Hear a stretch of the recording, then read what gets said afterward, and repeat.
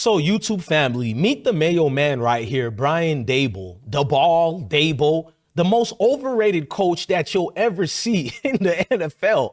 The guy who was hired by the Giants, who was supposedly told us that was the greatest offensive coordinator to come in the NFL. You know, the guy who left a beautiful established Buffalo Bills, who went to the Giants and immediately failed, while the Buffalo Bills still did great in the playoff compared to what he did, but he couldn't fix the Giants. But we're going to get into all that, and we're going to look at who this scrub coach is, and it's going to make sense. But smash the like button, hit the notification bell. We will be using video proof receipts. Yes, video receipts on this one. Get your popcorns ready. DJ Bless One, the best one, is in town.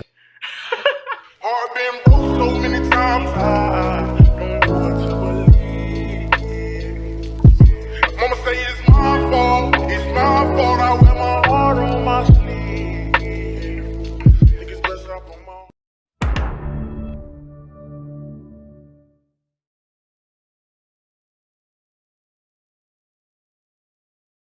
So I had to wear my shades for this one because there's a lot of haters from that said so community. But what I've noticed is the lies. They're now claiming that Shedeur had a terrible meeting with the Giants to the point where Deion Sanders even had to say something to all these haters of who we are. This is Deion Sanders' response to the Mayo community, such as Brian Daboll in the Giants organization. He said, "Never happened, my brother. It never happened as far as this false fallacies going on with the Mayo community, spreading these false lies that Shedeur had this terrible meeting with the Giants. They had to call him out. He was underprepared for the meeting as well. Yet nobody in the Giants organizations even stood on that. You would think at least one source would come from the Giants to say this, but yet they hid their hands and told other reporters this while pretending they're cool with Shedeur. So let me give you guys a brief up on who this clown is, Brian Daboll. He was a defensive guy. That's how much privilege Mayo coaches have. This guy was a defensive assistant because when you're Mayo, you have all sorts of opportunity at the high school level, the college level, including the NFL itself. Because how does a guy go from a defensive assistant to this so-called offensive mind? No, in other words, it was all Josh Allen and Stephon Diggs and that incredible line that the Buffalo Bills got. But once we know how the media moves, they always give credits to these type of Mayo guys. So this is the scrub quarterback in question who got drafted like the 25th pick in the first round. Jackson Dart, who's only 6'2", but they act like he was 6'6", but they talk about the stature of Shedeur as if he isn't almost the goddamn same height and body size, because Shedeur is like 210 pounds, guys. But for some reason, now it's a problem with weight with Shedeur. But Brian Daboll is the one who, if Shedeur wasn't prepared during the meeting, he didn't understand the playbook, which is failing and being journalism when you print this fake article up, because Brian Daboll is the same one who admitted that young quarterbacks have to go through a learning curve or whatnot. If you don't believe me, listen to the scrub Daboll. Easier, or is it also? What about in terms of systems? Does a certain system in a college program make it easier, or is it also a matter of everybody's different? Yeah, I think that any team you go to is going to do things differently than the way you've done them in college. So there's a learning curve for every position, for every player, every rookie that I've ever coached, receiver, tight end, offensive lineman, quarterback, defensive back. I've coached a variety of them, and there's a learning and a process that you go through with all young players. Thank you. Yep. So if there was a learning curve and a process that you go through with all young players, why denigrate Shedeur and pretend he's some idiot who can't comprehend a playbook when he's been over-excelling through the playbook since his Pop Warner football days, since his high school days that we clearly seen get publicized on Overtime YouTube platform. We seen him in college with the worst offensive line a team could have, with below average, no offense to the Colorado players, but 3 stars and 2-star players. And he excelled at the quarterback position, but for some reason, he's not prepared. And you see the things they say about us, but yeah, Shedeur been predicted us how these guys are. And before I get to Shedeur, Brian Daboll, he's just a bitch, bro, because he's one of these people, if you put clothes on a snake, at the end of the day, it's still a snake, because this is him during the combine and Colorado's pro day. He kept pretending he was best friends with Shedeur.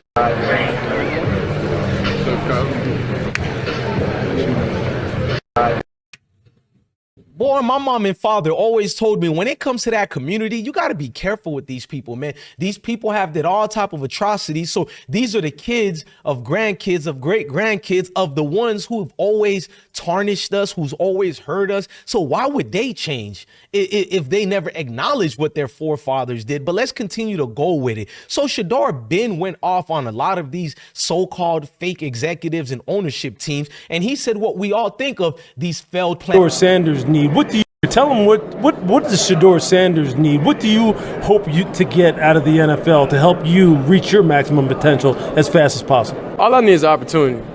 Simple. Whatever franchise want to change their franchise, and there's no doubt who to go with. I've done it over and over and over. So you'll be a fool not to pick me. And Lewis mentioned.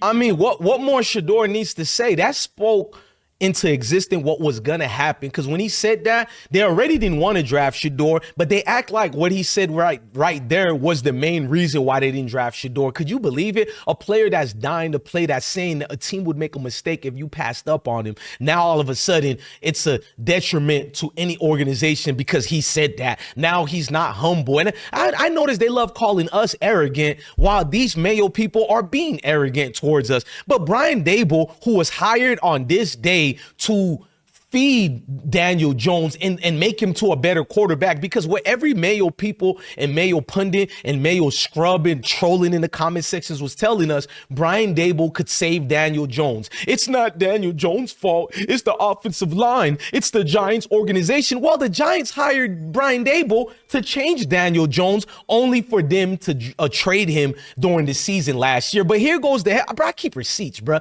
This is when they hired the clown overrated coach, Brian Daboll, who hasn't proven anything as a head. Tell us about how this deal came together between Daboll and the Giants.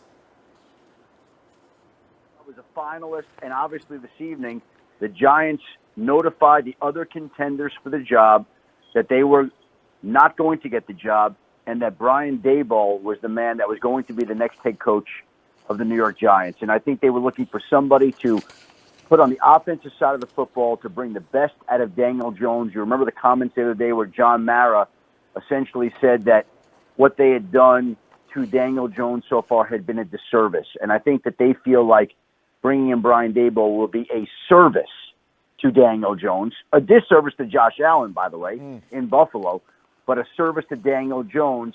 And Brian Daboll has been hired as the next head coach of the New York Giants.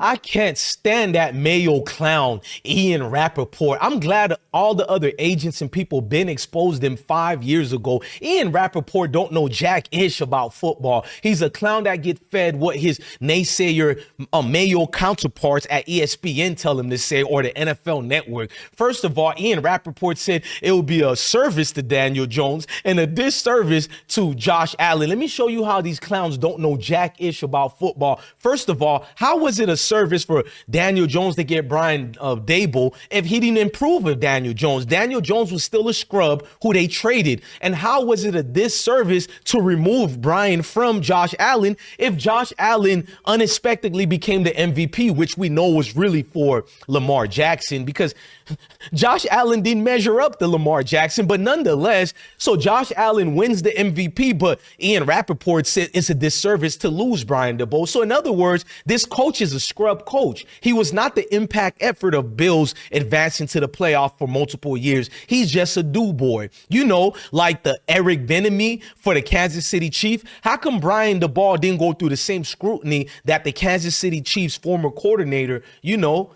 Eric Bieniemy went through? Because when you're Mayo, you go through a privilege, especially the people who don't like us. Speaking of privilege, listen to the weak excuse that when he spoke to Jackson about Jackson Dart, told me everything, because neither him or Joe Schuin knows anything about Jackson Dart. You don't believe me? Listen to. I know the system that they ran down there at Ole Miss is similar to the one we had at Alabama. So there's some carryover on some of these things, but I think this guy's got better every year he's played. He's a leader. He was smart. He has the attributes that we were looking for. So excited to have him. Look forward to getting him in the room, and he's got a lot to learn. it'll be a process here with him. But he's a guy we look forward to working with. Joe, how would you I know These Mayo people are incredible. Look, if you're Mayo and you're not racist or hating us, then I'm not talking to you. I created the Mayo acronym for evil, wicked people who don't like us. If you don't fit that part, shut the fuck up. I'm not talking to you, bitch. But let's get back to Brian Daboll. So Jackson Dart is this high IQ Mayo quarterback. I've noticed they apply the high IQ smartness to Mayo quarterbacks, and they apply to don't have a high intelligence of high IQ to Negrump's quarterback. But that's just who these people are. Listen to Joe Shuam, who basically let us furthermore know he didn't do his homework on Jackson Dart, and it was just a urgent need to draft a quarterback who looked like their grandkids, who looked like John Mayer, the owner of the Giants, who looks like them. Like, dude, you're in an all-star game. You probably shouldn't be trying to run that linebacker over, and he did that in the game. So he's tough. He's competitive. You see the leadership, seeing him in games, seeing him live. He's not afraid to get on guys. So, again, you guys will get to meet him tomorrow, and I'm sure you'll enjoy visiting with him. What kind of feedback did you get? You'll enjoy visiting with him.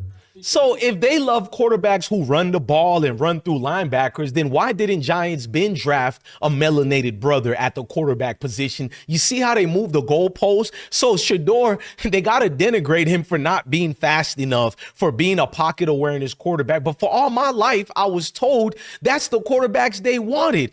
Bro, they just don't like y'all, bro. They'll get you at a wide receiver position, running back positions, or hell, we can't even say that because look how they mistreated Saquon Barkley. And ain't God good? That man got a Super Bowl championship. But nonetheless, Brian Daboll is a scrub coach. When you hear he's on teams like Alabama, do you really think it was him? Hell, even Lane Kiffin was an offensive coordinator for Alabama. When Brian Daboll or Daboll, whatever his name is, because it's not French, if it is French, when he left Alabama, did they suffer? Hell no. Nah. When he left the Bills, did they suffer? Hell no. Nah. This guy has no impact at all other than for his complexion. So now when I see these guys, they glaze each other. I love when Deion Sanders responded to, the Giants organization and Daboll. He said it never happened, my brother. It never goddamn happened where Shedeur was underprepared for a week meeting with them. And I love this beautiful female who's part of the NFL world. Our queen said all fabricated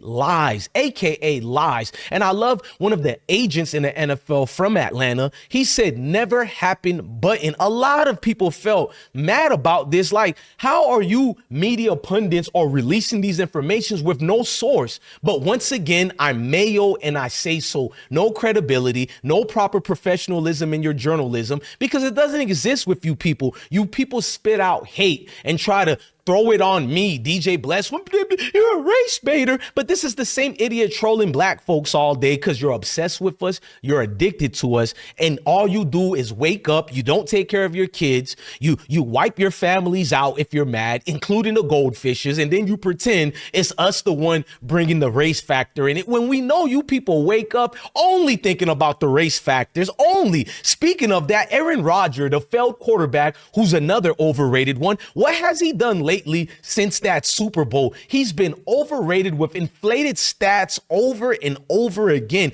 Meaningless football games where he puts up numbers that doesn't mean anything, but he's called one of the greatest quarterbacks ever. He's going to glaze Brian Daboll and say all this crap about he has a beautiful mind. Brian Daboll, he has the most beautiful, genuine mindset. I'm not going to get into specifics about every team that I talked to, but it was a few teams. There were a lot of teams I saw mentioned that I had absolutely zero contact with. I would say I did talk to Brian Daboll and had great conversation with him. Really enjoyed him a lot. I think he's a lot of fun to talk to and has a beautiful football mind. Him and Josh, he had Josh in Buffalo. Josh is one of my closest friends in the league. And, I just enjoyed the conversations. He's a, really bright football mind. But yeah, there were some other teams that I think he's, Shut up, dude. Just retire already. You're wasting teams' chances. You're not even durable. You've never been durable, but they always overhype you. Meanwhile, all these clown races. Lamar Jackson is injury prone, but then Joe Burrow, who's been injury prone since college, high school, and in the NFL. You guys said nothing about his contract extensions, but I'm supposed to believe all you guys are by far way better than us. But here's another thing that make you people evil. For these journalists to print out these reports with nothing to substantiate it, talking about Shedeur shockingly fell because he was underprepared for the interview. But yeah, all these Mayo pundits, not the pundits, but the owners and staff members of these plantation teams all said he was a great dude who interviewed very well. So what is it? Did he do bad or was it a lie? So that's the thing, bro. I'm here to push back against the fallacies and what they say about us, bro. Then we're hearing Brian Daboll talking about they always wanted Jackson Dart or that other non-quarterback. But in reports from the same pundits who are spreading these false rumors on Shedeur, they claim that the Giants did want Shedeur and Jackson Dart. So which is it? Look, my people, man, don't fall for the tactics they use against us. These people, there's no honorable truth in them. Look at through their history. They lie about who they are every day. And these are the people you believe in. Now, there are great Mayo people out there, but unfortunately, the great ones choose to be quiet and support the evil ones. Therefore, I'm going to go ham on everybody. It is what it is. Shout out to the beautiful Mayo people who do support me, who send me beautiful letters every day. Like one of the females who was the alleged victims of Deuce, who was headed towards Colorado. I've been speaking to her. Her beautiful name is Jenna, and we made amends. I'm not going to get into that until she feels ready to, speak to you guys, and I think she will. And I gave her my word. These people don't know who we are because we're great people. At the end of the day, I also expose. I've been scratching and scrambling most of my days to get where I got. Now, I eats in the big house kitchen. I got pine boards on the floor of my cabin. And it don't take much coughing for the master to make me have a cup of corn whiskey for my medicine. Now, that is fine living for a nigga, and I'll be damned if any African Guinea man is going to make me lose all I've been working for. Now, you take my meaning? And that's what I'm talking. You be thinking it's the Mayos who come at me. It be you knee grumps, bruh, who just be stepping fetchings for no reason. Bless one, you's gonna get us in trouble. In troubles. Y'all sees monster goes down the ways. You's better be quiet. Hell nah, nigga. I'm anointed by the Most High. What you mean, cuz? Never that, bruh. You see, when I take the shades off, it's the same knee grumps. You feel me? Miss me with all the semantics y'all play for these Mayo people, bruh. At the end of the day, I'm DJ Blessed One, the best one. I'm always tell you to love your family, love your kids, and stay blessed. You feel me? I will always remind you this is bigger than football. It's deeper than football. I'm DJ Blessed One, the best one, man. Love your family, love your kids, and stay blessed. Jealousy.